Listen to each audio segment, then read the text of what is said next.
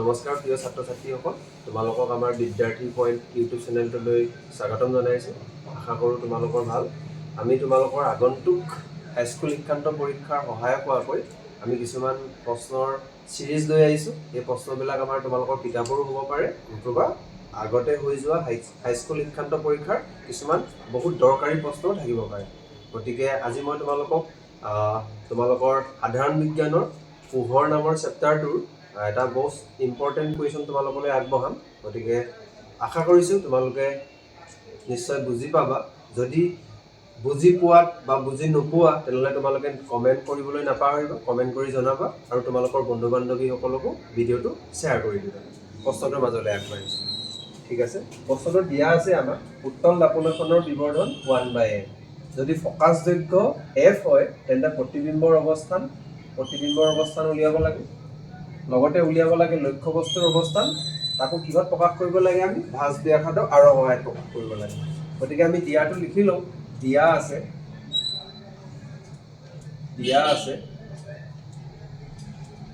কি দিয়া আছে আমাক? যে বিবৰ্ধন দিয়া আছে। বিবৰ্ধন দিয়া আছিলে 1/n। আৰু বিবৰ্ধনটোক আমি সাধাৰণতে স্মল লেটাৰ m আখৰটোৰে আমি প্ৰকাশ কৰোঁ। এতিয়া চোৱা, তোমালোকে আকৌ চিনৰ নিয়ম পাইছিলা, কিছুমান চিনৰ নিয়ম। যিহেতু উত্তল দাপোনে সদায় অসৎ আৰু থিয় প্ৰতিবিম্ব বনায়, সেইকাৰণে বিবৰ্ধনৰ আগত আমি কি চিন দিব লাগিব? প্লাছ চিন দিব লাগিব। ঠিক আছে, আমি ইয়াত লিখি দিম, যিহেতু উত্তল দাপোনে গঠন কৰা বিবৰ্ধন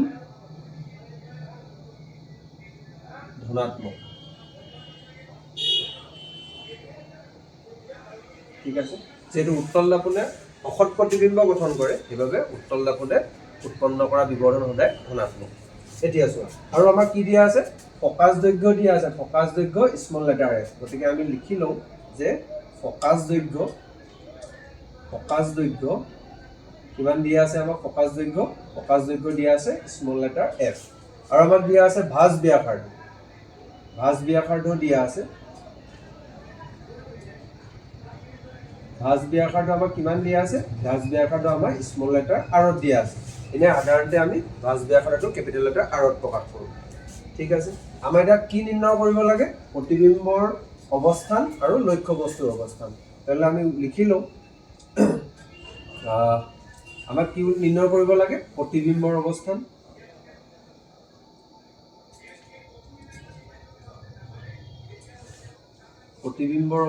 প্ৰতিবিম্বৰ অৱস্থান বুজাবলৈ আমি সাধাৰণতে ভি লেটাৰটো ব্যৱহাৰ কৰোঁ। আৰু যিহেতু আমি নিৰ্ণয় কৰিব লাগে, সেইকাৰণে প্ৰশ্নবোধক চিন দিছোঁ। আৰু এইফালে আমি কি নিৰ্ণয় কৰিব লাগে? আৰু লক্ষ্য বস্তুৰ অৱস্থান। লক্ষ্য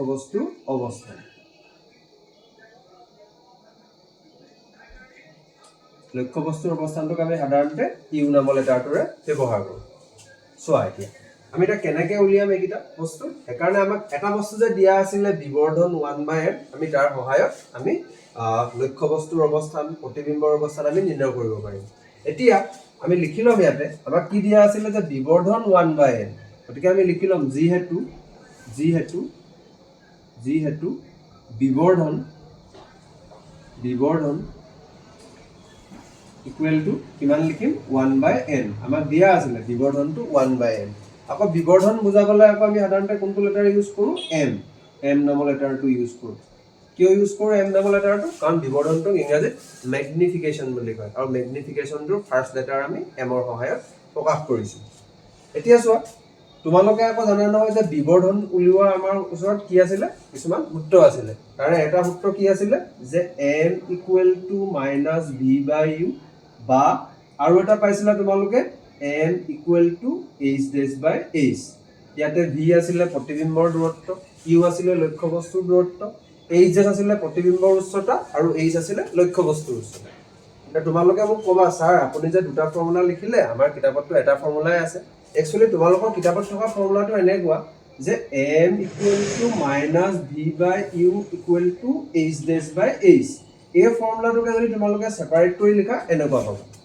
ঠিক আছে, এতিয়া তোমালোকে কোৱা এই দুটা ফৰ্মুলাৰ ভিতৰত আমি কোনটো ইউজ কৰিলে আমাক যিকেইটা ভ্যালু নিৰ্ণয় কৰিবলৈ দিছে আমি কোনটো নিৰ্ণয় কৰিব পাৰিম বা কোনটোৰ সহায়ত কোনটো ফৰ্মুলাৰ সহায়ত আমি দিয়া যিকেইটা মান উলিয়াব দিছে আমি এইকেইটা নিৰ্ণয় কৰিব পাৰিম নিশ্চয় এইটো ফৰ্মুলা সহায়ত নিৰ্ণয় কৰিব পাৰিম কাৰণ আমাক ইয়াতে প্ৰতিবিম্বৰ উচ্চতা আৰু লক্ষ্যবস্তুৰ উচ্চতা উলিয়াবলৈ দিয়া নাই তেতিয়াহ'লে আমি এইটো ফৰ্মুলা ইউজ নকৰো আমি কোনটো ফৰ্মুলা ইউজ কৰিম এইটো ফৰ্মুলা কাৰণ আমাক কি লাগে ভি লাগে আৰু ইউ লাগে তেনেহ'লে মই এই পাৰ্টটো মহাৰি দিওঁ এতিয়া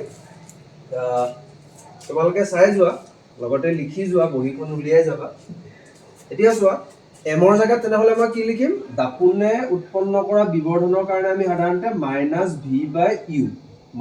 -v/u ইকুৱেল টু 1/n লিখিম ঠিক আছে তোমালোকে বজ্ৰপূৰণ কৰিলে কি দেখিবা ইউ লগত যদি 1 পূৰণ কৰা তোমালোকে কি দেখিবা ইউ লগত 1 পূৰণ কৰিলে আমি পাম ইউ ঠিক আছে আৰু -v লগত যদি আমি n পূৰণ কৰো কিমান হ'ব -v পূৰণ n মানে -vn ওকে ইয়াক যদি আমি সমীকৰণ 1 বুলি দিও তেনেহ'লে আমি কি গম পালো আমি গম পালো ইউ কিমান হয় ইউটো কিমান হয় -v পূৰণ n ৰ সমান হয় আৰু কুৱেশ্যনটোক আমাক কি দিয়া আছে কুৱেশ্যনটোত আমাক ফকাস দৈৰ্ঘ্য দিয়া আছে f তেনেহ'লে আমি যদি ফকাস দৈৰ্ঘ্যও দিয়া আছে আৰু যদি আমি প্ৰতিবিম্বৰ দূৰত্বও যদি লক্ষ্যবস্তুৰ দূৰত্বও যদি আমি পালোগে তেনেহ'লে আমি ইয়াৰ পৰা প্ৰতিবিম্বৰ দূৰত্ব সহজে নিৰ্ণয় কৰিব পাৰিম তেনেহ'লে তোমালোকৰ ওচৰত আৰু ফৰ্মুলা এটা আছিলে কি ফৰ্মুলা এটা আছিলে দাপোনৰ সূত্ৰ তোমালোকে জানা নিশ্চয় দাপোনৰ সূত্ৰটো কি আছিলে দাপোনৰ সূত্ৰ মতে কি আছিলে যে 1/u plus 1/v equal to 1/f ঠিক আছে 1/u plus 1/v equal to 1/f তোমালোকৰ মই এনেকেও ক'ব পাৰো এইটো সূত্ৰটোক মই এনেকেও ক'ব পাৰো তোমালোকৰ যে এইটো বেলেগ একো নহয় এইটো u মানে লক্ষ্যবস্তুৰ দূৰত্ব v মানে প্ৰতিবিম্বৰ দূৰত্ব আৰু f মানে ফকাস দৈৰ্ঘ্য u v আৰু f ৰ মাজৰটো এটা সম্বন্ধই হয় ন তোমালোকৰ পৰীক্ষাত কেতিয়াবা এমসিকিউ সুধিবও পাৰে যে দাপোনৰ লক্ষ্যবস্তুৰ দূৰত্ব প্ৰতিবিম্বৰ দূৰত্ব আৰু ফকাস দৈৰ্ঘ্যৰ মাজৰ সম্বন্ধটো কি তেতিয়া তোমালোকে নিশ্চয় এই ফৰ্মুলাটোকে লিখিবা ঠিক আছে এতিয়া আমি ভ্যালুবিলাক পুট কৰি দিও কি পালো u পালো u মানে কিমান হ'ব -vn হ'ব যেটো আমি পাই আহিছো ঠিক আছে আৰু v টো আমি যেহেতু ক্যালকুলেট কৰিব লাগে উলিয়াব লাগে গতিকে v টো থাকক 1 লিখিলো f মানে আমাৰ কি হয় ফকাস দৈৰ্ঘ্য হয় ফকাস দৈৰ্ঘ্যটো আমাৰ f বুলিয়ে দিয়া আছিল গতিকে আমি f বুলি লিখো এতিয়া চোৱা তোমালোকে এতিয়া কি কৰিম চোৱা ইয়াতে -vn আছে ইয়াতে v আছে তোমালোকে হয়তো লসাগু লবলৈ অসুবিধা পাবা এখানে মই এটা কাম কৰো 1/-vn বা 1/vn ৰ আগত মাইনাস চিন দিয়া নিশ্চয় একে ঠিক আছে আৰু এফালে 1/v = 1/f এতিয়া ভালকে চোৱা vn আৰু v তাৰ যদি আমি লসাগু লও কিমান আহিব এটা চোৱা ইয়াতে v আছে ইয়াতে v লগত বেলেগ এটা নাম্বাৰ পূৰণ হৈ আছে তোমালোকে এনেকে ভাবা এটো যদি 10 হয় n মানে 2 হয় তাহলে 2 লগত 10 পূৰণ কৰিলে 20 হ'ব তেনে 10 আৰু 20 ৰ লসাগু কিমান আহিব নিশ্চয় 20 আহিব গতিকে ইয়াটো আমি কি কৰিম vn আৰু v ৰ লসাগু ললে কিমান হ'ব vn হ'ব ঠিক আছে তাৰ পিছত তোমালোকে কি কৰিবা vn এ vn টো ডিভাইড কৰিবা তেতিয়া নিশ্চয় 1 পাবা আৰু 1 ৰ লগত ওপৰ -1 টো মাল্টিপ্লাই কৰিলে -1 পাবা মাজত কি আছিল প্লাস দিলা v এ vn ক ডিভাইড কৰিবা vn ক ডিভাইড কৰিবা v এ তে v এ কেনসেল কৰিলে নিশ্চয় n থাকিব n টো ওপৰ 1 ৰ লগত মাল্টিপ্লাই কৰিলে পাবা n আৰু এফালে পাবা 1/f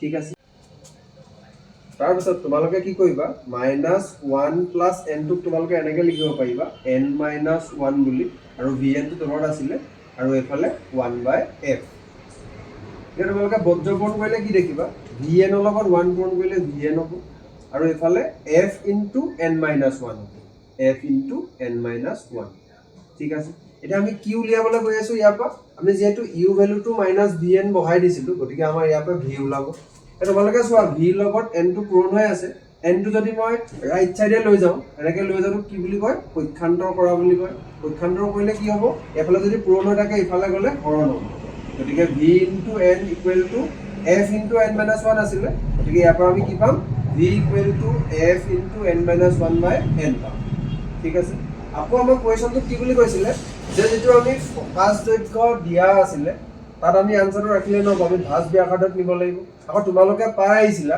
যে ফকাস দৈৰ্ঘ্যটো ভাঁজ ব্যাসাৰ্ধৰ আধা হয় তোমালোকে এটো পাই আহিছিলা ঠিক আছে কিন্তু ভাঁজ ব্যাসাৰ্ধটো আমি সাধাৰণতে আৰত প্ৰকাশ কৰিছিলো কেপিটেল লেটাৰ ইয়াতে আমি স্মল লেটাৰ আৰত লিখিব লাগিব ঠিক আছে এটা যদি মই f ৰ জায়গাত r/2 মানে স্মল লেটাৰ r/2 যদি লিখি দিও তেতিয়া কেনেকুৱা হ'ব r/2 into n minus 1 by small letter n ইয়াক যদি তোমালোকে সৰল কৰা তেতিয়া পাবা কেনেকুৱা r into n minus 1 by 2n equal to তোমালোকে v পাবা ঠিক আছে v পালা ইয়াক তোমালোকে সমীকৰণ নম্বৰ 2 দি দিবা এতিয়া তোমালোকে চোৱা সমীকৰণ 2 মান যদি মই সমীকৰণ 1ত বহাই দিও তেনেহলে আমি কিহৰ মান পাম ইউৰ মান পাম ঠিক আছে এতিয়া মই কি কৰো এই পাৰ্টটো মই মহাই দিছো তোমালোকে নিশ্চয় লিখিলা যদি স্ক্ৰিনশ্বট মাৰা তোমালোকে মই অকমান চাই লৈ দিছো এতিয়া মই এই পাৰ্টটো মহাই দিছো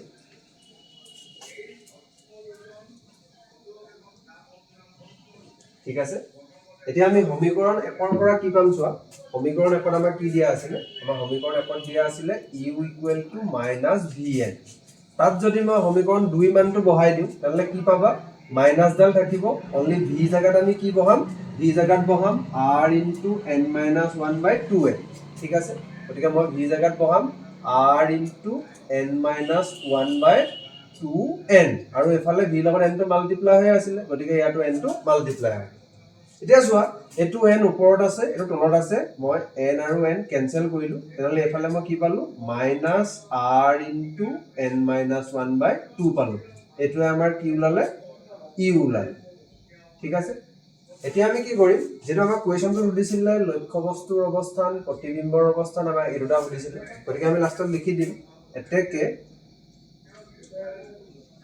লক্ষ্য বস্তুৰ অৱস্থান তাক আমি ইউৰে বুজাও কিমান পালো এটো -r * n - y/2 আৰু প্ৰতিবিম্বৰ অৱস্থান কিমান হ'ব প্ৰতিবিম্বৰ অৱস্থান হ'ব v হ'ব আমাৰ r * n - 1/2 ঠিক আছে এতিয়া চোৱা তোমালোকে নিশ্চয় গম পোৱা যেতিয়া আমি চিনৰ নিয়মবিলাক ব্যৱহাৰ কৰো তেতিয়া লক্ষ্য বস্তু দূৰত্ব আমাৰ সদায় মাইনাস চিন ব্যৱহাৰ কৰো এতিয়া তোমালোকে দেখিছে ইয়াতে আমাৰ আনসাৰত মাইনাস চিন আহিলে আৰু প্ৰতিবিম্বৰ দূৰত্বটো উত্তল লাপুনত সদায় অসৎ হোৱাৰ কাৰণে প্ৰতিবিম্বৰ দূৰত্বৰ আগত ধনাত্মক চিন ব্যৱহাৰ কৰো সেইকাৰণে ইয়াত দেখিছে তোমালোকে v আগত পজিটিভ চিন আছে আশা কৰো তোমালোকে ভিডিওটো ভাল পালা থ্যাংক ইউ